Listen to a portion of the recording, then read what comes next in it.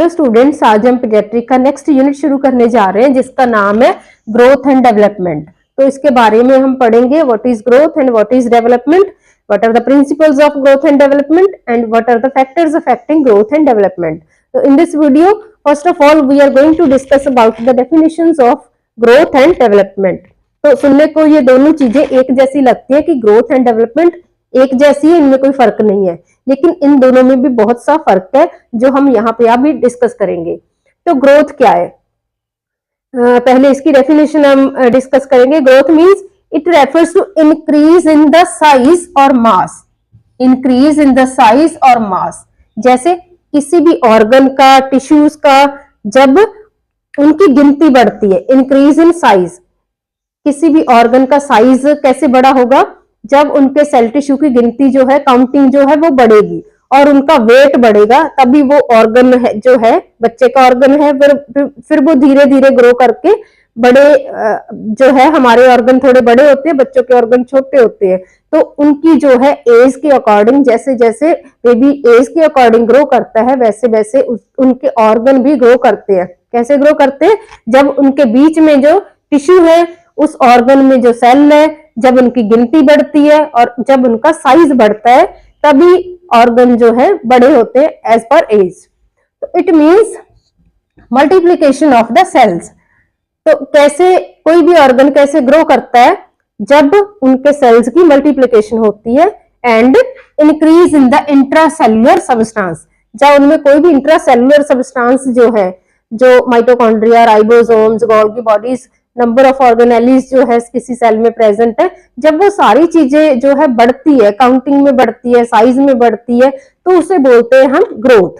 तो ग्रोथ क्या हो गई, एक तरीके का मेजरेबल जो है वो चीज हो गई है ना।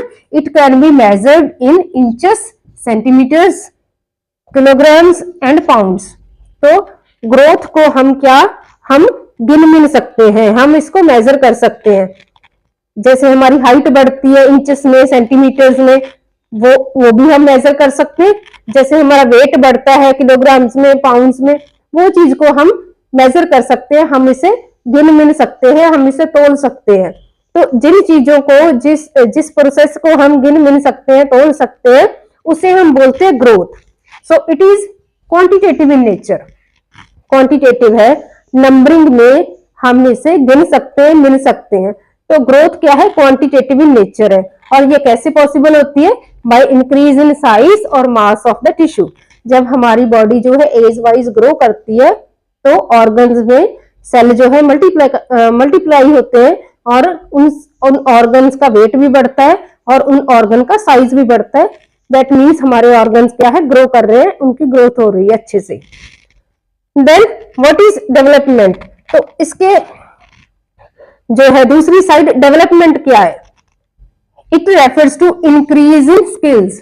जैसे हम न्यू चीजें लर्न करते हैं, जैसे बच्चा स्कूल जाके बहुत सी चीजें सीखता है, उसे बोलते हैं स्किल का बढ़ना, किसी काम का सीखना, उसे बोलते हैं डेवलपमेंट।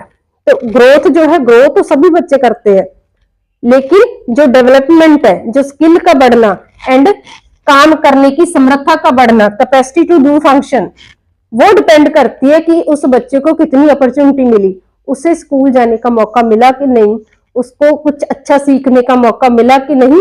डेवलपमेंट जो है उस चीज पे डिपेंड करती है। ग्रोथ तो सभी बच्चे करते हैं, चाहे कोई अमीर का बच्चा है, चाहे कोई गरीब का बच्चा है, लेकिन ग्रोथ जो है वो भी डिपेंड करती है कि उसको अच्छी न्यूट्रिशन मिली कि नहीं, फिर उसकी अच्छे से हाइट बढ़ेगी, उसका अच्छे से वेट बढ़ेगा। लेकिन डेवलपमेंट जो है, it means increase in skills and capacity to function. ये डिपेंड करती है कि उसको अच्छा मौका मिला कि नहीं, उसको स्कूल जाने का मौका, कुछ भी लर्निंग का जो है उसको अपॉर्चुनिटी मिली कि नहीं, उसको मौका मिला कि नहीं, वो है development. It refers to increase in skills and capacity to function. तो डेवलपमेंट क्या है, it is difficult to measure. इसे गिन मिन सकना बहुत मुश्किल है। किसी के स्किल कितने हैं, किसी की काम करने की समर्था कितनी है, उससे मेजर करना मुश्किल है। So it is difficulty to major.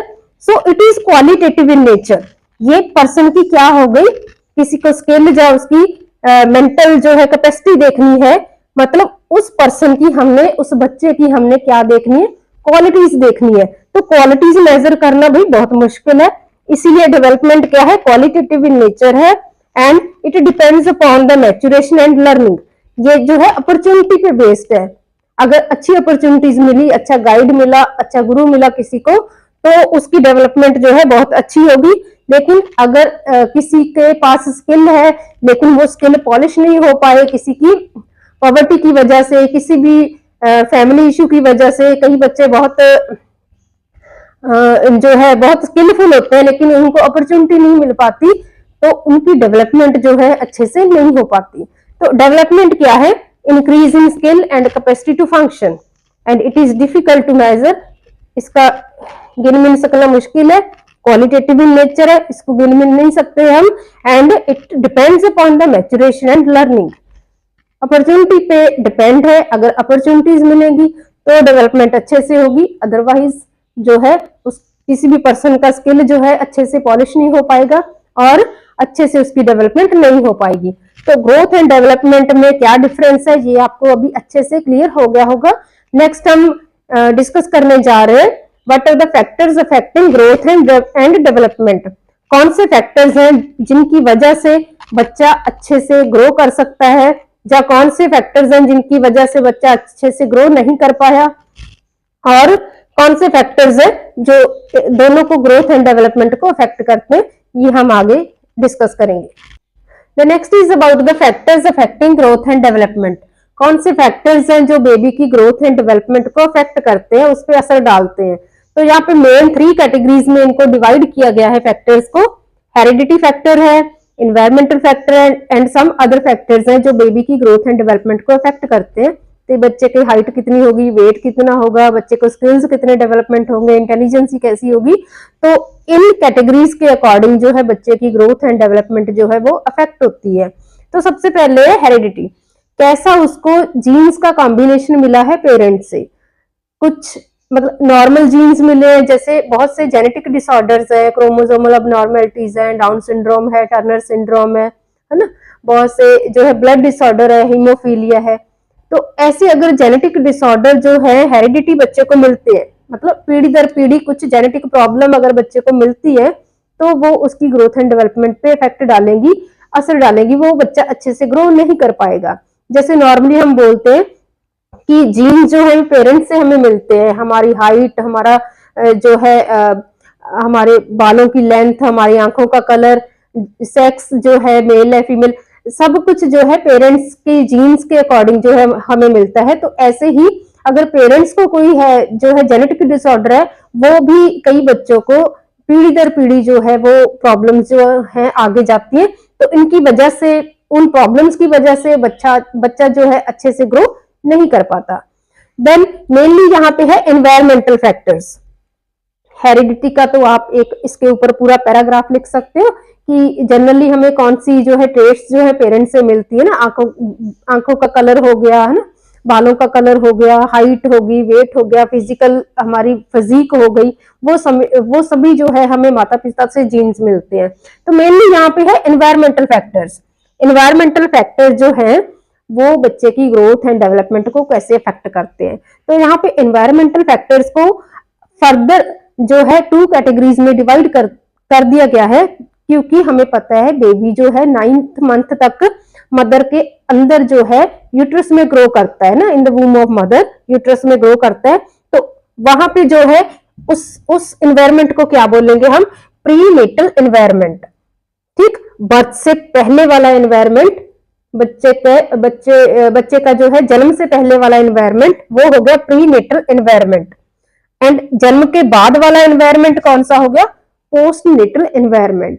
तो यहाँ पे बहुत सारे फैक्टर्स हैं। जब बेबी जो है मदर के इनसाइड होता है, यूट्रस के इनसाइड होता है, उस टाइम पे मदर को अगर कोई प्रॉब्लम हो तो वो बच्चे की ग्रोथ एंड डेवलपमेंट पे असर डालेगी। और ये बर्थ के बाद अगर बच्चे को डायरेक्टली कोई प्रॉब्लम हो तो वो बच्चे की ग्रोथ एंड डेवलपमेंट पे असर डालेगी। देन यहाँ पे थर्ड कैटेगरीज में सम अदर फैक्टर्स जो है, जैसे किस जो है बच्चा कैसी सोसाइटी में पैदा हुआ है, कैसे कल्चर में पैदा हुआ है, कौन से रिलीजन में पैदा हुआ था, तो रिलीजन की वजह से काफी रिस्ट्रिक्शंस होती हैं, तो उसके अकॉर्डिंग जो है ग्रोथ एंड डेवलपमेंट बच्चे की इफेक्ट होती है। तो सबसे पहले जो है हेरिडिटी वाला फैक्टर हमने जनरली डिस्कस कर लिया, तो उसके बाद हम इन्वायरमेंटल वाला फैक्टर डिस्कस करने जा रहे हैं। प्रीनेटल इन्वायरमेंट मतलब द इन्वायरमेंट बिफोर बर्थ, है ना, जब बेबी जो है which is when the baby is grow inside the वूम of mother, तो तब जो है अगर मैटरनल मेटाबॉलिक डिसऑर्डर है, ये सारी प्रॉब्लम्स किससे होंगी, मदर को होंगी, और वो इफेक्ट किस पे डालेंगी, बेबी की ग्रोथ एंड डेवलपमेंट पे। और पोस्टनेटल एनवायरनमेंट की जो प्रॉब्लम है डायरेक्टली बच्चे को होंगी। तो यहाँ पे मदर को कौन कौन सी प्रॉब्लम जो है बच्चे की ग्रोथ एंड डेवलपमेंट पे असर डालेगी। फर्स्ट है maternal metabolic disorder. If the mother is having any metabolic disorder, then it will automatically affect the growth and development of the baby which is growing inside the womb of mother. For example, if the mother is suffering from diabetes mellitus, mother जो है उसे diabetes mellitus है और वो continuously insulin therapy पे है, तो insulin therapy का बच्चे पे क्या असर होगा, वो क्या करेगा, पेंक्रियाज के जो आइलेट्स ऑफ लैंग्रीहांस जो सेल्स है पेंक्रियाज के, उनको स्टिमुलेट करेगा। और बेबी मतलब इंसुलिन जो है वो क्या करेगी, वो एक ग्रोथ स्टिमुलेटर है। तो डायबिटिक मदर का बच्चा जो है, जो मदर जो, तो फर्स्ट है मैटरनल मेटाबॉलिक डिसऑर्डर, मतलब अगर मदर को कोई मेटाबॉलिक डिसऑर्डर है, फॉर एग्जांपल डायबिटीज मेलाइटिस है, और मदर जो है कॉन्टिन्यूसली इंसुलिन थेरेपी ले रही है प्रेगनेंसी के टाइम, वो इंसुलिन बेबी पे क्या असर डालेगी, वो एक इंसुलिन जो है ग्रोथ स्टिमुलेटर का काम करेगी। वो बच्चे की बॉडी के सेल एंड टिश्यू की जो काउंटिंग है वो बढ़ा देगी, और इंसुलिन का लेवल भी बच्चे के अंदर बढ़ जाएगा। मतलब वो बच्चा जो है उनकी बॉडी के सेल की काउंटिंग जो है बढ़ जाएगी, वो बच्चा नॉर्मल से ज्यादा हैवी वेट वाला होगा अगर मदर को डायबिटीज मेलाइटिस है तो। देन सेकंड है ऑब्स्टेट्रिक हिस्ट्री।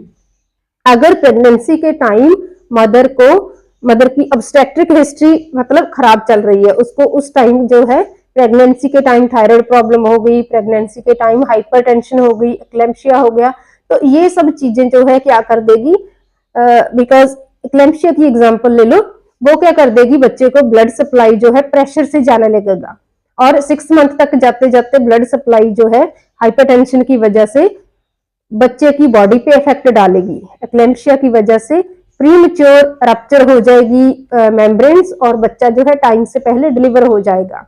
और हो सकता है हाइपरटेंशन की वजह से बच्चे के जो है डेलिकेट ऑर्गन्स उन पे भी असर पड़ सकता है। तो ऑब्स्टेट्रिक हिस्ट्री जो है, high blood pressure, diabetes mellitus and thyroid की प्रॉब्लम, ये सब चीजें जो है बच्चे की ग्रोथ एंड डेवलपमेंट पे कैसे असर डालेगी, ग्रोथ एंड डेवलपमेंट जो है वो धीमी हो जाएगी, जिसे हम बोलते हैं इंट्रा यूट्राइन ग्रोथ रिटार्डेशन, मतलब प्रॉपर ग्रोथ एंड डेवलपमेंट बच्चे की नहीं हो पाएगी। Then next is nutrition. If the mother is suffering from nutritional deficiency disorders, pregnancy के टाइम अगर मदर को एनीमिया है, उसमें एचबी की कमी है, जहां प्रोटीन की कमी है, तो बच्चे में जो है डिफेक्ट हमें देखने को मिल सकते हैं। बच्चा भी वीक होगा, बच्चा प्रीमेच्योर डिलीवरी होने के चांसेस बच्चे के बढ़ जाएंगे, अनीमिया होने के चांसेस बढ़ जाएंगे, और प्रोटीन की अगर कमी है मदर में तो बहुत ज्यादा, अगर वीक है मदर तो बच्चे को cleft lip and cleft palate के चांसेस बढ़ जाएंगे। The next, if the mother is having any type of infection, if the mother is suffering from any type of infection, for example first trimester में पहले 3 महीने में अगर mother को rubella का इन्फेक्शन हो गया, तो बच्चे की ग्रोथ रिटार्डेशन हो जाएगी, जहां बच्चे को कोई ना कोई कंजेनिटल प्रॉब्लम जो है बच्चे को हो जाएगी। If the mother is suffering from rubella infection in the first trimester of pregnancy, पहले 3 महीने में अगर उसको ऐसा कोई इन्फेक्शन हो गया। बाकी इन्फेक्शन और बहुत सारे हैं, साइटोमेगालो वायरस का इन्फेक्शन है ना, सिफिलिस का इन्फेक्शन है, सेक्सुअल ट्रांसमिटेड डिजीजेस है। ऐसे इन्फेक्शन जो है अगर मदर को है प्रेगनेंसी के टाइम, तो बच्चे की ग्रोथ एंड डेवलपमेंट जो है वो रिटार्डेशन की प्रॉब्लम आएगी। Then if the mother is consuming drugs, अपनी विश से, या कुछ मेडिकल नॉलेज थोड़ी बहुत जिनको होती है, वो अपनी मर्जी से ड्रग्स जो है मेडिसिन वगैरह कंज्यूम करती रहती है ना, जैसे पैरासिटामोल रेगुलरली, थोड़ी बहुत थकावट होना, पीसीएम ले लेना, जो कोई भी ऐसी मेडिसिन ले लेना, वो मेडिसिन भी बच्चे की ग्रोथ एंड डेवलपमेंट पे असर डालेगी। तो without doctor prescription no one should take any type of medicine.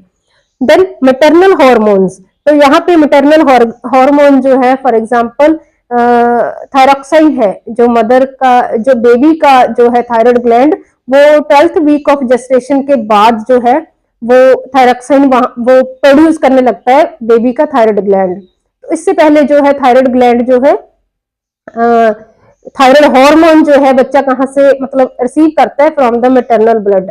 अगर मदर को हाइपोथायराइडिज्म की प्रॉब्लम है तो बच्चे की बोन्स जो है वो अच्छे से मैच्योर नहीं हो पाएंगी और बच्चे को भी चांसेस है हाइपोथायराइडिज्म होने के।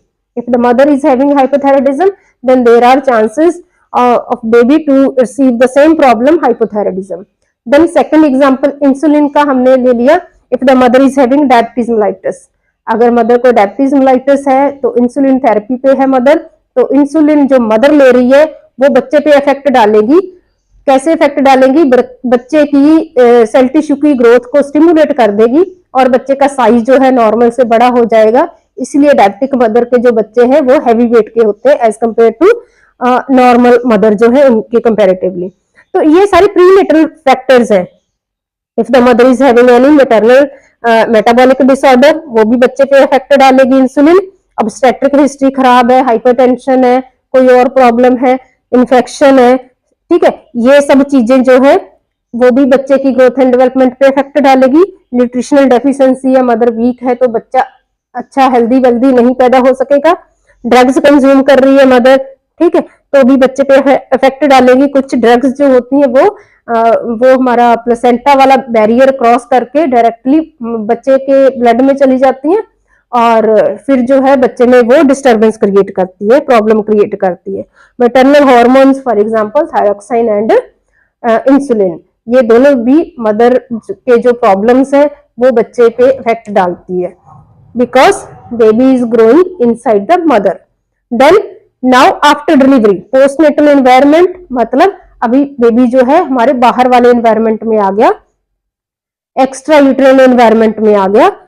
तो बाहर अगर उसको न्यूट्रिशन की कोई प्रॉब्लम आ गई, उसको मदर की फीड अच्छे से नहीं मिली बर्थ के 6 महीने तक, जब हम बोलते हैं कि बच्चे को सिर्फ माँ का दूध देना है 6 महीने तक, जिसे हम एक्सक्लूसिव ब्रेस्ट फीडिंग बोलते हैं कि और कुछ भी नहीं देना, इवन की सिप ऑफ वाटर भी नहीं देना, तब अगर मदर को किसी वजह करके जो है वो अपने बच्चे को फीड नहीं दे पाई 6 महीने तक, तो अच्छे से वो बच्चा जो है वो बच्चा जो है ग्रो नहीं कर पाएगा, अच्छे से उसकी ग्रोथ एंड डेवलपमेंट नहीं होगी।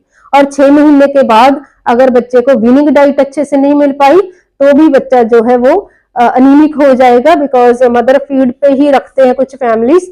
1 साल का हो गया बच्चा, 2 साल का हो गया, सिर्फ माँ का दूध ही पीता है, तो वो बच्चा अनीमिक हो जाता है, क्योंकि जो है मदर के मिल्क में, जहाँ फॉर्मूला फीड में, जहाँ काउ मिल्क तो वैसे देना ही नहीं चाहिए, तो उन सब में जो है आयरन की कमी होती है, किसी का भी मिल्क हो आयरन की कमी होती है। और जो है अगर बच्चे को हम फ्रूट्स वगैरह, फ्रूट जूस ऐसा कुछ नहीं देते, वीनिंग डाइट नहीं देते प्रॉपरली, तो वो बच्चा जो है हेल्दी नहीं हो पाएगा, उसकी proper growth and development, proper weight gain, proper height gain नहीं कर पाएगा अगर न्यूट्रिशन की कमी है तो। Then infection, next, if the baby is suffering from recurrent respiratory infection और recurrent GI infection, अगर उसको पेट का इन्फेक्शन बार बार हो रहा है, डायरिया वॉमिटिंग बार बार हो रही है, तो अच्छे से वेट गेन नहीं कर पाएगा। अगर उसको बार बार रेस्पिरेटरी इन्फेक्शन हो रहा है ना, तो भी वो अच्छे से वेट एंड हाइट गेन नहीं कर पाएगा, बिकॉज एंटीबायोटिक थेरेपी पे रहेगा और उसका खून भी अच्छे से नहीं बन पाएगा, उसका वेट अच्छे से नहीं वो गेन कर पाएगा। देन केमिकल कंज्यूम, अगर बेबी जो है लाइक एग्रीकल्चर फैमिलीज में ग्रो कर रहा है, वो अच्छे से उसकी सुपरविजन नहीं हो पा रही, उसने कोई केमिकल कंज्यूम कर रही है और वो जो है जीआई प्रॉब्लम करेगा आगे जाके, और बेबी को हॉस्पिटलाइज्ड जाना पड़ेगा, काफी दिनों के लिए एडमिट रहना पड़ेगा अगर बेबी कोई भी केमिकल कंज्यूम कर लेता है तो वो बच्चा हॉस्पिटलाइजेशन की वजह से और स्ट्रॉन्ग मेडिसिन की वजह से प्रॉपरली ग्रो नहीं हो पाएगा। देन ट्रॉमा और इंजरी, अगर बच्चा जो है कहीं से छत से गिर गया, बेड से गिर गया, इंजरी हो गई, लॉन्ग बोन्स की जो एपिफाइजल प्लेट होती है वो इंजर्ड हो गई, बोन्स का जो ग्रोइंग पॉइंट होता है वो इंजर्ड हो गया, तो बच्चे की जो बोन्स है उनकी ग्रोथ रुक जाएगी, वो अच्छे से जो है हाइट वगैरह गेन नहीं कर पाएगा। अगर कोई ट्रॉमा हो गया, कोई एक्सीडेंट हो गया, इंजरी हो गई, तो ये सब वजह जो है पोस्टनेटल एनवायरनमेंट के ये सारे पॉइंट है, तो बर्थ के बाद वाले, जो कि इफेक्ट करते हैं growth and development of the baby. तो ये हो गए प्रीनेटल वाले और ये हो गए पोस्टनेटल वाले। Then there are some other factors, other factors जो है हमारी सोसाइटी के, जिनकी वजह से बेबी जो है कई बार अच्छे से ग्रो नहीं कर पाता। For example socio economic status है, अगर पुअर फैमिली का बच्चा है, मिडिल क्लास का जब बच्चा है, जहाँ इलिटरेट पेरेंट्स है, अनएजुकेटेड पेरेंट्स है, तो उनको नॉलेज नहीं है डाइट के बारे में, सोशियो इकोनॉमिक स्टेटस, उनका इकोनॉमिकल कंडीशन जो है उनकी गुड नहीं है, तो ऐसी जो है फैमिलीज में बेबी जो है अच्छे से ग्रो नहीं कर पाता। जहाँ बच्चे बहुत ज्यादा हैं फैमिलीज में, बड़ी जॉइंट फैमिलीज हैं, बड़ी बड़ी फैमिलीज हैं, बच्चे ज्यादा हैं, तो हर एक बच्चे पे कॉन्सेंट्रेट नहीं किया जा सकता उन फैमिलीज को, और बेबी जो है सोशियो इकोनॉमिक स्टेटस की वजह से अच्छे से ग्रो नहीं कर पाता। देन कल्चरल इन्फ्लुएंस है, फॉर एग्जाम्पल जो है कई कल्चर में जो है हमारे सिर्फ वेज खाना ही अलाउड है, नॉन वेज खाना नहीं अलाउड है ना। ऐसा नहीं है कि वेज जो है वो प्रोटीन का सोर्स, उनमें बहुत से प्रोटीन के सोर्सेज हैं वेज डाइट में भी, जिनकी वजह से बेबी जो है अच्छे से हाइट एंड वेट गेन कर सकता है। लेकिन कुछ ऐसे कल्चरल बिलीव्स होते हैं जिनकी वजह से कुछ रिस्ट्रिक्टेड होती है फूड आइटम्स में, जिनकी वजह से बेबी जो है अच्छे से ग्रो नहीं कर पाता। देन इमोशनल डिस्टर्बेंस की वजह से कई बार, अगर तो बेबी को बहुत सारा जो है अच्छा एनवायरनमेंट मिल रहा है ग्रो करने के लिए, अच्छी फैमिली है और उनमें फैमिली में अच्छी बॉन्डिंग है, तो बेबी अच्छे से ग्रो कर पाएगा, मेंटली वो हेल्दी हो पाएगा, है ना, स्किल अच्छे से सीख पाएगा अगर मेंटली रिलैक्स होगा तो। लेकिन अगर ब्रोकन फैमिलीज में है, अगर वो है इमोशनली डिस्टर्ब रहेगा, तो बेबी जो है अच्छे से ग्रो नहीं कर पाएगा, ना ही ग्रोथ वाइज और ना ही डेवलपमेंट वाइज, ना ही कोई स्किल सीख पाएगा, क्योंकि वो बेबी जो है वो डिस्टर्ब रहेगा। So these are the factors which affect the growth and development. Mainly इनको थ्री कैटेगरीज में डिवाइड किया गया है, एंड फर्दर जो इसकी सब कैटेगरीज है, हेरिडिटी फैक्टर्स है, एनवायरमेंटल में प्रीनेटल एंड पोस्टनेटल एनवायरमेंट है, and there are some other factors. So this topic is very much important and interesting also and easy also, but there is मतलब हमने अपने माइंड में रखना है कि किस चीज में हम कैसे जो है एक्सप्लेनेशन दे सकते हैं, otherwise it is easy and interesting topic. तो होप सो आपको समझ लग गया होगा, and thank you so much, and please share this video and subscribe my channel. Thank you.